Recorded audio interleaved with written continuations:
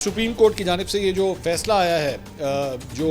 मखसूस नशिस्तों के हवाले से, उसके बाद जो है वो पार्टी को एक और बड़ी संगीन मसले का जो है वो सामना हो गया। और वो ये है कि पीटीआई के कई अरकान असम्बली जो हैं वो उनके ख़िलाफ़ 9 मई की जो है वो केसेस चल रहे हैं और उनके बारे में जो है वो कहा गया कि जी 8 अगस्त से पहले इन केसेस का फ़ैसला करना है।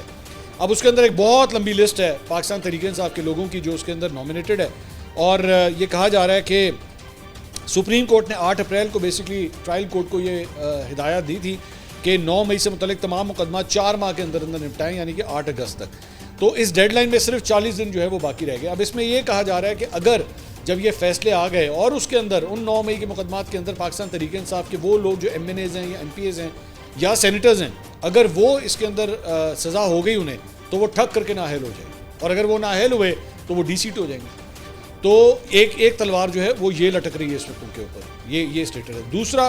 आज बैरिस्टर गौहर ने जो है वो एक पूरी प्रेस कॉन्फ्रेंस की है और वो प्रेस कॉन्फ्रेंस जो है वो क्यों की गई है उसका ताल्लुक बेसिकली ARY के ऊपर ये खबर भी चली है और ख़बर काफ़ी हकीकत से के करीब तर है। वो ये है कि जब से ये फ़ैसला आया है मखसूस नशिस्तों के हवाले से, उसके बाद से ये जितने अफराद हैं जो आज़ाद अरकान थे उनमें से कई जो हैं वो तो सुन्नी इत्तेहाद कौंसिल के साथ अटैच्ड कंसिडर किए जाएंगे, लेकिन चंद ऐसे हैं जिनका स्टेटस अभी भी आज़ाद है। वो सुन्नी इत्तेहाद कौंसिल के साथ नहीं है, वो हिमायत याफ्ता पाकिस्तान तहरीक इंसाफ के हैं, लेकिन स्टेटस उनका आज़ाद है। तो वो ऐसे अफराद बन गए हैं जिनके ऊपर अब नज़रें हैं, जिनके ऊपर इस वक्त नज़रें हैं कि उन्हें जो है वो हुकूमती बेंचों के ऊपर शामिल किया जाए। और ख़बरें ये आ रही हैं कि नून लीग, पीपल्स पार्टी, JUIFA, ये लोग सारे के सारे जो है इन ऐसे लोगों से जो है वो रब्ते कर रहे हैं। तो पाकिस्तान तहरीक इंसाफ को इस वक्त इस मसले का भी सामना है कि वो सबको जो है ना वो समेट रहे हैं कि साढ़े हाथों कोई ना निकल जाए। इस वक्त ये सूरत हाल जो है पाकिस्तान तहरीक इंसाफ की, एक तो ज़ाहिर बात है मखसूस नशिस्तें हाथ से गई, दूसरा कि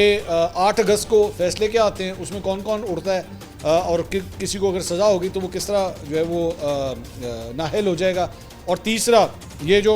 तोड़ भन का सिलसिला जो है वो शुरू हो गया तोड़ जोड़ का कि जनाब इनको जो है वो अपनी पार्टियों में शामिल किया, जो आज़ाद हैं उनको शामिल किया जाए। तो ये एक बहुत बड़ा मसला है।